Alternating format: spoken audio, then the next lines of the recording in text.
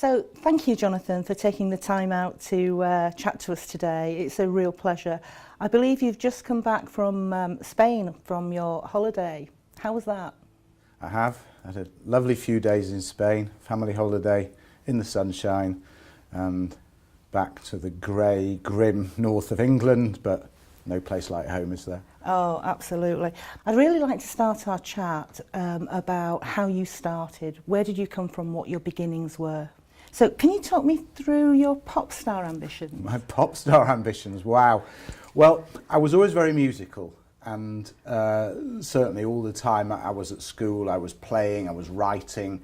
I used to enter music competitions and write my own pieces, and I always used to win, much to the annoyance of the grade 8 pianists who sweated blood to get their Rachmaninoff or Mozart or whatever they were playing through. I was always the winner. And I dabbled a bit, I was in a few bands and made a few demos.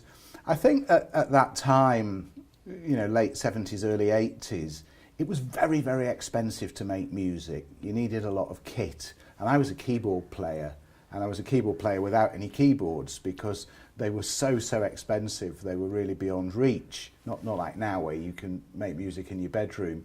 So I didn't have very much of a product. And I suppose in fairness, I didn't really try as hard as I might. I was too interested in staying up all night partying and sleeping most of the day. But I did really want to be a pop star. And probably the reason I never made it was my own fault more than anybody else's. But then you went on to write jingles. What's all that about? So the jingles idea was a very early business venture of mine, and I was in a play. I was playing the lead in Blood Brothers, the Civic Theatre in Leeds. It was an amateur production, and there was a fellow in the play who worked at a supermarket called Hillard's, and he took a bit of a shine to me, and he said, "What are you doing with yourself? You know, you need to get a job. You need to do something useful." And we had a long chat, and it transpired I had quite a head for business, but also this musical talent. And we came up with this idea to do advertising jingles, and he was going to be my first client. So I went and pitched to their advertising agency, who I think were called Northern Publicity in Guiseley. And I went there, obviously no keyboard still. I did an a cappella performance of a whole series of jingles for Hillard's. And while they were waiting to call me, Hillard's was sold to Tesco, and that was the end of it. So the advertising jingles business fell flat on its behind. And I used the company I'd set up under the old government enterprise allowance scheme to do other things. And I actually started trading giftware and doing a bit of mail order.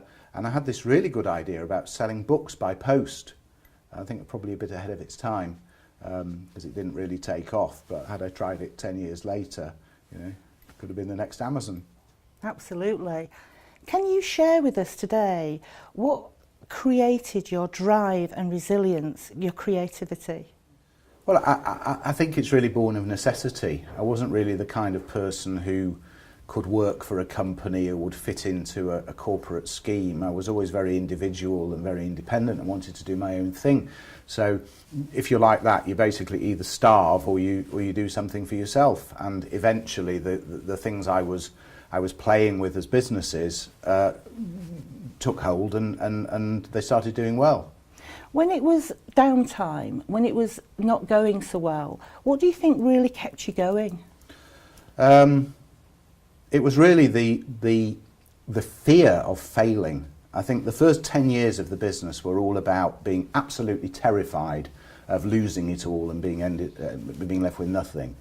And I think the next 10 years were characterised as responsibility for all the people who were working for me and their families and their ability to put bread on the table for them.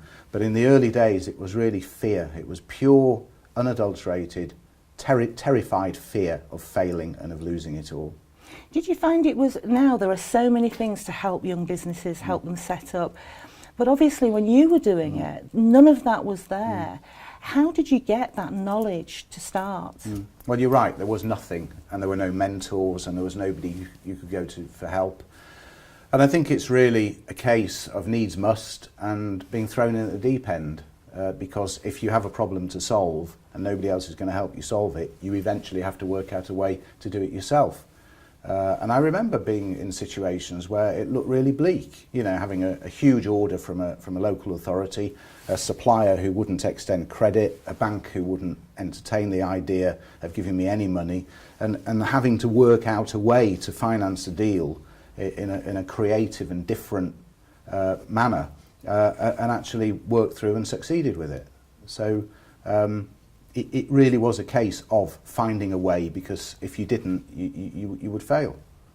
And do you think now, in terms of businesses, because you've got that solo experience of really driving and building it yourself, how do you think it's working now for young businesses and young entrepreneurs?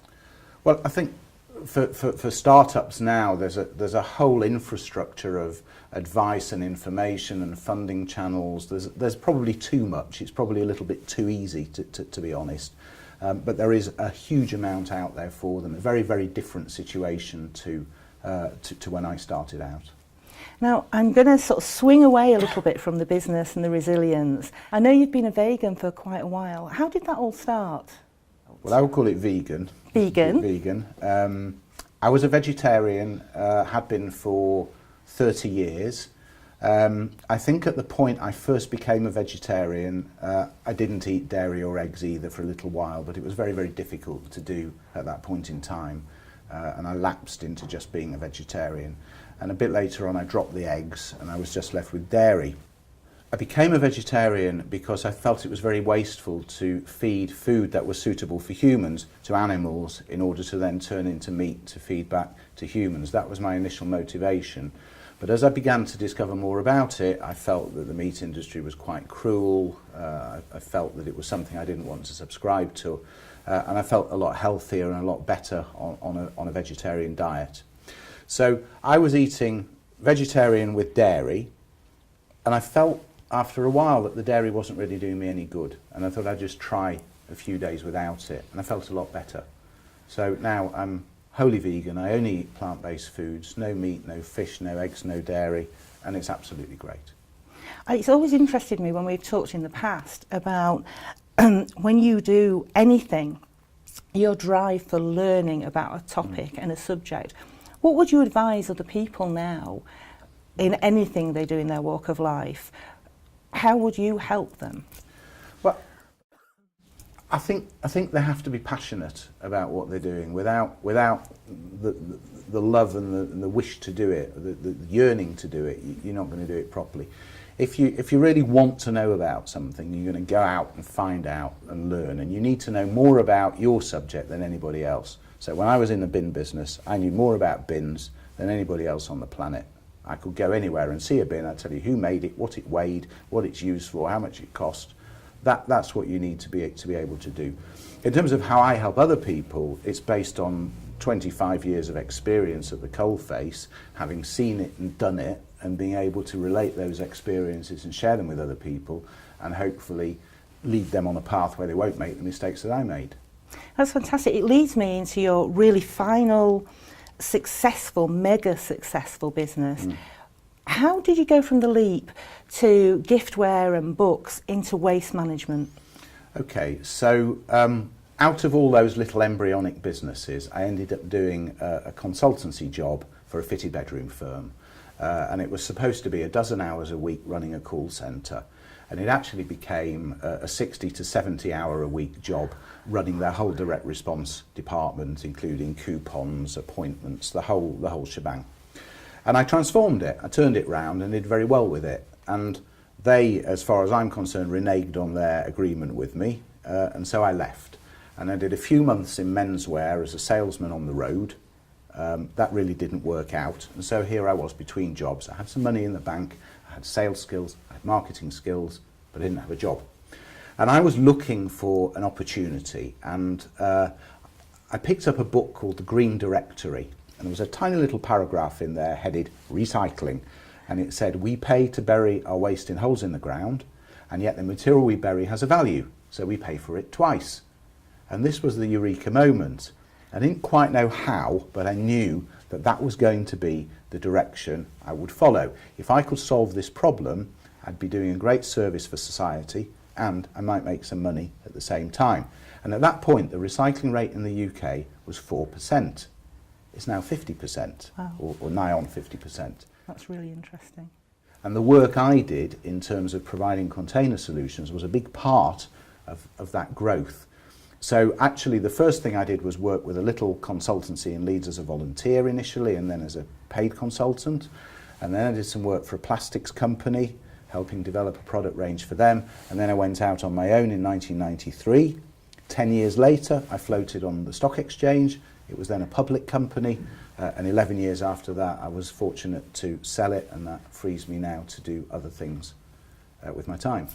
Now, when you talk about doing other things with your time, I've been honoured to see some of your photography when you first took it up as a hobby, and I was blown away by it. Thank you. So tell me more, because you've progressed in that a great deal. Talk us through that and how you got into it. So there's a bit of a tradition of photography. My late father was a very, very keen amateur photographer, and I remember as a child he would lock himself in the bathroom, put a piece of wood over the window and a plank over the bath to stand all his chemicals on, and he'd develop photos and have his own dark room, and you could be in or out, because once the door was shut, the door was shut. So I grew up around photography, and I was given a camera for my 10th birthday, and it was something that was always with me. And I suppose when I had a little bit more time on my hands, I bought a very nice compact camera, decent quality piece of kit, and I was just going to take pictures of family and interesting things. And I remember going on a walking tour of Huddersfield and took the camera with, and there wasn't really much to look at except the people. And I started shooting people candidly. I felt very guilty about this because I didn't think you were allowed to do it. But some of the images I came home with were really quite interesting. And they worked really well in black and white. And the next bit of the jigsaw is meeting a wedding photographer and talking about these old photos my father had taken and how the contrast was really stark between the blacks and the whites, and how I was struggling to get that effect. And he said, oh, you need this plug-in for Photoshop and that'll do it. So that was the other bit of the jigsaw. And then I was able to produce images how I really like them. So I think, I would never claim to be a great technical photographer, but I am blessed with an ability to frame images, and when I go out somewhere I can sort of walk round and immediately see what's interesting and capture it, and then I can convert that into a decent black and white image, which is then suitable to put on Instagram, or as I hope to do very soon, display in a gallery. I think that also interested me, and then again another subject that you didn't know an awful lot about, that drive and knowledge seeking has taken you in less than a year from a small, I think I'll do a little bit of photography, to a proper display in a well-known gallery. How do you feel about that transition? Well, I'm delighted, because even though I'm not in a formal business anymore, I still set myself goals, and there are still things that I wish to achieve. And one of the goals for photography was to become exhibited. And I have a few thousand followers on Instagram now, which is brilliant. And if I post an image, a few hundred people generally like it, which is also wonderful. And now, with an exhibition coming up, and hopefully more to follow, the work reaches a broader audience. And I suppose also I have the wherewithal to actually produce the work, because it's a pretty expensive thing to do, to output photos and frame them. But I'm able to do that, and hopefully people might buy one or two as well. Just bringing round, it sounds like you've got another career there, but I also know you do a huge amount of support. I know you do a lot of charitable work, and you keep very, very quiet about this. Will you just tell us a little bit about that and what drives you forward with it? So I've always made it one of my own principles to be very charitable, and whenever I speak to audiences I tell them that this is one of the things, if they're going to be successful in business, they really need to think about, so that when they succeed and they've got some cash to play with, they help other people. But it's not just about money, it's also about time, and it's about expertise. So I'm involved with all sorts of different things. I support a number of local charities. I have my own trust which provides grants mainly to other charities, but occasionally to individuals or organisations that are in trouble. So when we had the floods in Leeds recently, I helped a couple of small organisations that were struggling to clean up, that kind of thing. And I wouldn't seek to make any noise about it, and not particularly, very rarely even talk about it, except to encourage other people to do the same. But what I would say is if you give your time, if you give your money, if you give your expertise, it just tends to come back to you. So it's a good thing to do. Wonderful. And just finally, now you've sold the day-to-day businesses, what next? Well, never say never another business, although my time is filled at the moment with charities, with startups, with social enterprises, with being on the board of a couple of companies. I'm doing a lot of work around food and food waste. I'm involved with Approved Food in Sheffield as their brand ambassador. I'm doing some work with the Real Junk Food Project. So there's a lot of foodie stuff, which is quite interesting, because that hopefully gets waste food and maybe even vegan food to a broader audience. But I haven't ruled out starting another business again. I'm just waiting for the big idea, and I need to see something like where recycling was in 1988 or whenever it was I discovered it, that is just waiting for somebody to push the button on making a difference. And that's what I'm about. I'm about making a difference. I'm about changing things for the better.